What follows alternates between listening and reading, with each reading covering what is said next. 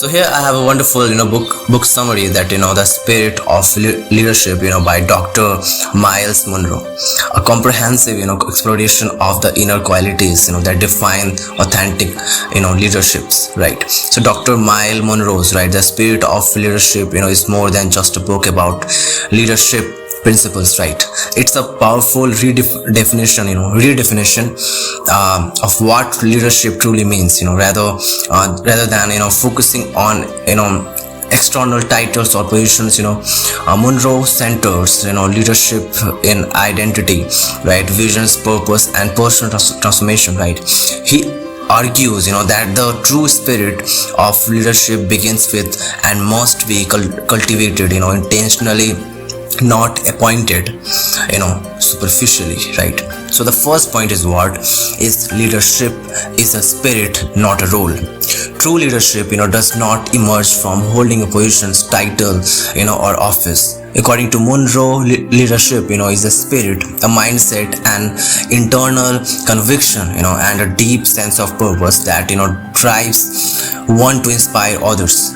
It is not about authority over peoples, but influence through purpose. Leadership is a capacity to influence others through inspiration generated by passion, motivated by vision, birthed by a conviction, produced by purpose. So this view challenges traditional structures and implies that many peoples in positions of authority are not actual leaders, right? While those without titles may exhibit genuine leadership, right, simply by strength of their inner vision and passion. Leadership is cultivated by developing this spirit, right? So through clarity of vision, strength of character, and unwavering purpose. So the second point is what here? Rediscovering yourself is a first step to leadership. Many individuals are unaware of their true potential because they lack a clear understanding of who they are. Monroe emphasizes that leadership begins with self-discovery. Until a person understands their identity, values, and innate gifts, right, they cannot effectively lead themselves, let alone others.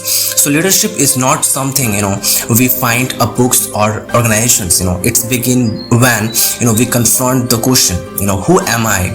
It requires us us to here strip away external labels and expectation to rediscover the person who we're born to be, right? So here self-awareness, according to the Monroe, is the first act of leadership, right, and perhaps the most difficult, right? Once we reconnect with our original identity and God-given purpose, leadership emerges naturally. So the third point is what here? Vision is the cornerstone of leadership. A leader must possess a clear and compelling vision of the future. Vision serves as a blueprint for what could be and inspires both the leaders and others to move forward with purpose. It shapes decisions, fuels passion, and here instills resilience during trials. Where there is no vision, the people perish, right? So vision separates leaders from managers and followers, right? Managers maintain systems, leaders challenge the status quo by offering a direction, right? So leaders see beyond the immediate and are often misunderstood because they live with one foot in the future. So Monroe emphasizes that true leadership cannot exist without vision, as it becomes the gravitational force behind all actions. So point number 4 is what here? That you were created to lead. Dr. Monroe firmly believes that here every human being was created with leadership potential. There's a potential in the leadership, right? So here leadership is not the privilege of a few elite individuals, but the identity but the destiny of all who discovered and develop their unique gifts. However, the potential this potential must be cultivated through knowledge, discipline, and character. It is possible for someone to go through life without even unlocking this latent leadership because they never tapped into their identity or purpose. So this, democratized, I mean to say, this democratized, views of leadership is liberating. It empowers peoples, from all backgrounds, cultures, and experiences to step into their leadership potential in their, specific areas of gifting or calling, right? So here the point number 5 is what? Overcoming the slave mentality. One of the most profound barriers of leadership is what Monroe calls a slave mentality. This is a mindset rooted in fear, in inferiority, right? Dependency and low self-worth, often shaped by upbringing, cultural, conditioning or systematic limitation. This mentally keeps people, bound even when external, restraints are removed.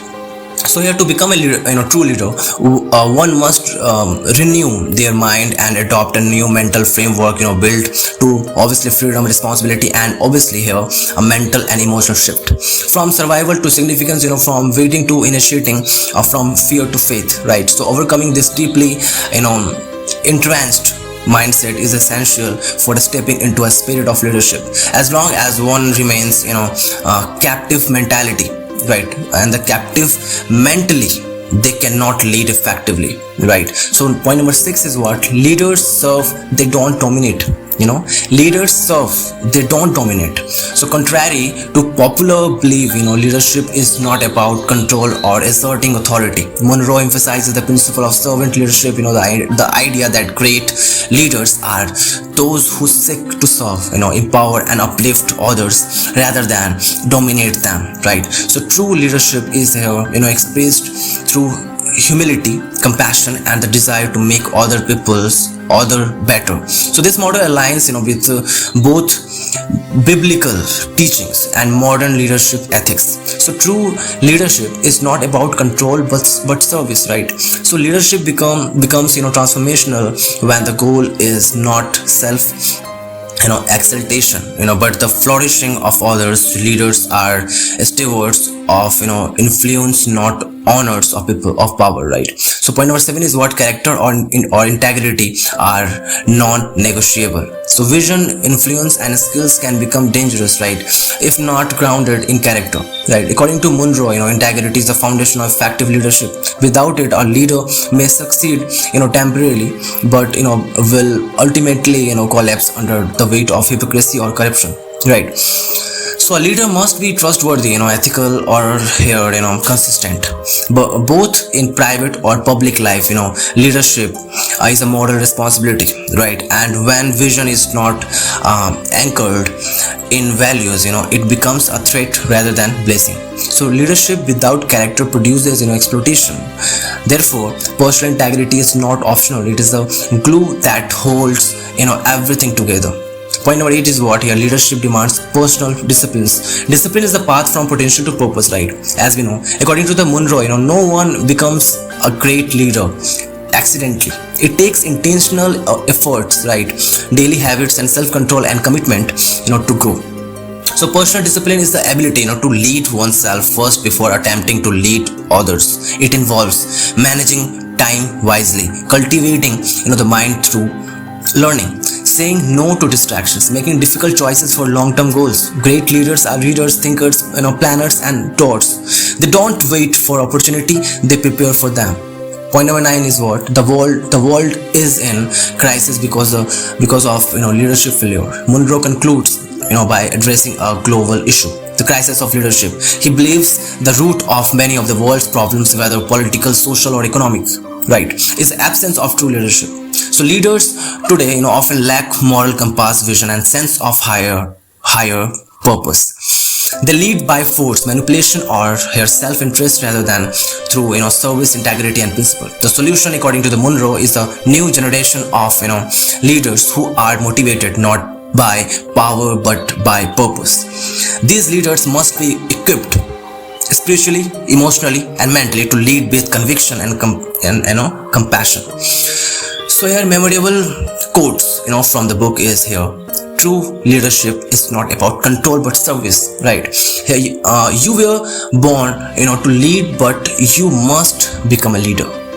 Leadership is the expression of purpose through inspired influence. You cannot rise above the image you have of yourself. Vision is the key to unlocking the future. You cannot demand, from other what you have not demanded of yourself. So the final reflection, what we talk about is the spirit of leadership is a call to action, for anyone who feels the stirrings of purpose within. It challenges, readers to rise above limitations, reclaim their identity, and become, agents of positive change.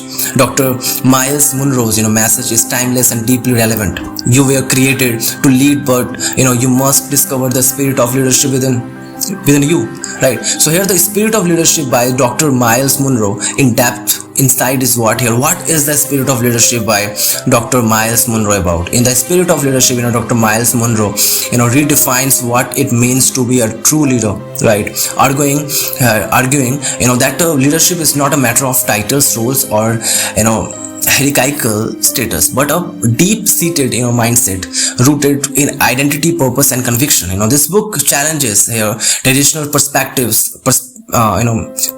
I'm to say, right, of leadership, and guides readers through the internal transformation necessary to unlock their inherent potential.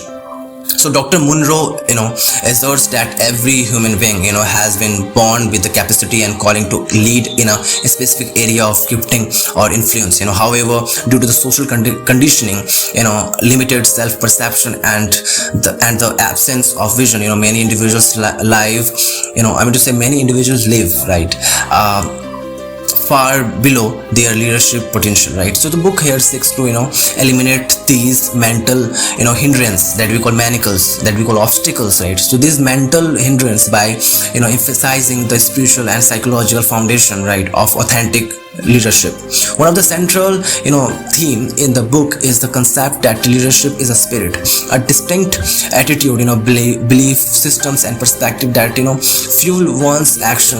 It's not a role someone appoints you, but a presence you cultivate from within. The spirit is defined by visions, passion, integrity, conviction, and willingness to serve others. Leadership is a context. It's not about controlling people. It's about inspiring and empowering them to fulfill their own destinies. Throughout the book, Dr. Monroe offers a roadmap to rediscovering one's identity and aligning it with purpose, right? He explains that true leaders are driven by vision, right, an inner picture of the future that guides decisions making and energies others, right? A leader here therefore is not someone who simply commands, but someone who communicates a compelling vision, right, and walks with unwavering integrity. Importantly, Dr. Monroe addresses the psychological barriers to leadership, such as slave mentality, right, a mindset shaped by fear, inferiority, right, dependency. He calls for a radical internal shift, to break these mental chains, right, encouraging readers to adopt a leadership mindset that embraces freedom, responsibility, and purpose, right. So the book here also champions servant leadership, emphasizing that genuine leaders serve others here rather than dominate them. This approach is rooted in humility, empathy, and a commitment to the growth and development of others. Leadership is in truest form is a moral and ethical calling that requires character and personal discipline. Finally, Dr. Monroe provides practical insights into how to nurture the spirit of leadership through the self-discipline, continuous learning, and alignment with core values, right. He contends that the world's crisis, be they political, social, and economic, stem from a lack of true leadership grounded in vision and principle. The solution he urges, that is the emergence of a new generation of leaders who understand the leadership is not an appointment but a responsibility. In a sense, the spirit of leadership is both a guideline, a guidebook, and a call to action. It inspires individuals to look inward, discover who they truly are, and lead from a place of authenticity and conviction. Dr. Monroe's, here message is clear. Dr. Monroe's message, the statement, what he is trying to address to the peoples, that you were created to lead. You were created to lead, and by cultivating the spirit of leadership, you can fulfill, your unique calling and impact world around you.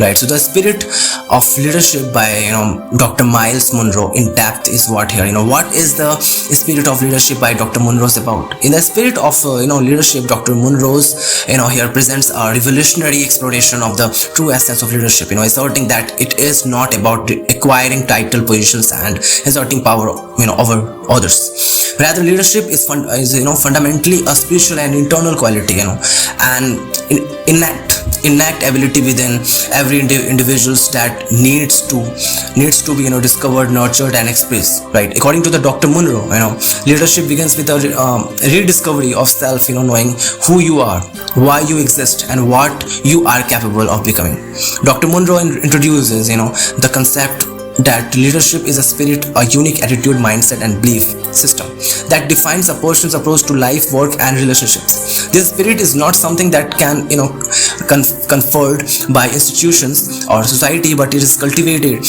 through personal growth, visions, discipline, and purpose. Right.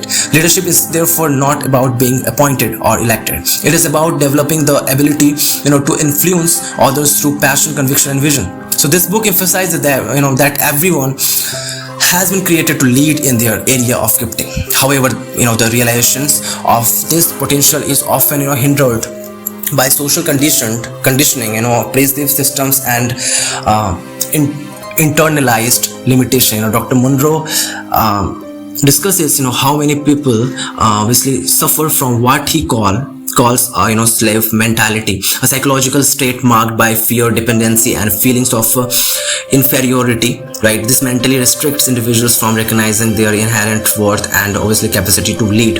One of the primary key to effective leadership, right, according to the Dr. Monroe, is a visions. A leader must possess a clear and compelling visions of the future.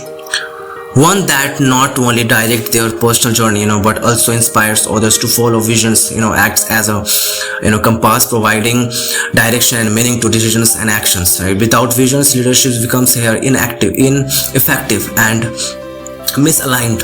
Dr. Monroe, reinforces this principle, with the biblical wisdoms, where there is no visions, right? Where there is no visions, the people perish.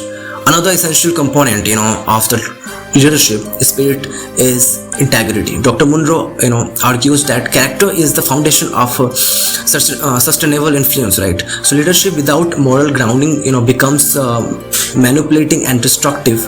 Therefore, leaders must be people of truth, responsibility, and ethical strength. Characters and integrity are, non-negotiables, as they determine the trustworthiness and lasting impact of a leader. So furthermore, Dr. Monroe challenges, traditional hierarchies by advocating for servant leadership. True leaders, he insists, do not dominate or control others, but serves them. Right, serves them. So servant leadership is marked by empathy, humility, and a sincere desire to empower others. It transforms leadership from self-promotion to self-sacrifice, turning leaders into catalysts for growth in their communities. Right. So ultimately, the spirit of leadership is a powerful call to action. It urges readers to undergo a personal transformation, shedding limiting beliefs, and here embracing their God-given identity and potential. Right. It is a guidebook for awakening the leadership spirits within, and aligning one's life with purpose and destiny. Dr. Monroe makes it clear leadership is not for the few. Right. Leadership is not for the few, but for everyone who chooses to develop it. So yeah.